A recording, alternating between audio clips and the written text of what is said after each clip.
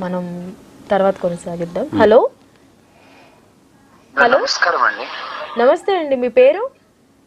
నా పేరు వేణు అండి. వేణు గారు ఎక్కడి నుంచి మాట్లాడుతున్నారు? నేను హైదరాబాద్ నుండి మాట్లాడుతున్నానండి.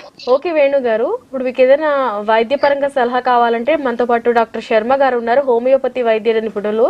ఆయనతో మాట్లాడండి. Hi sir. హాయ్ సార్, చెప్పండి.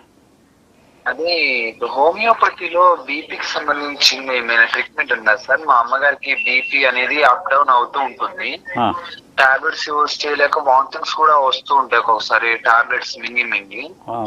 హోమియోపతిలో ఏమైనా రెమెడీ ఉందా అంటే ఆ బీపీ అప్ డౌన్ కాకుండా చూసుకోవడానికి? ఇప్పుడు బీపీ అసలు అనేది ఎందుకు వస్తుంది ఎక్కువ అనేది ఒకటి అబ్జర్వ్ చేయాలండి.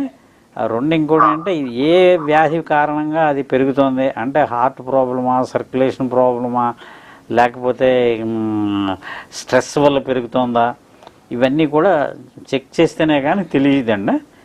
కానీ డెఫినెట్గా మంచి మెడిసిన్స్ ఉన్నాయి, మీరు హోమియోపతి ట్రై చేయొచ్చండి.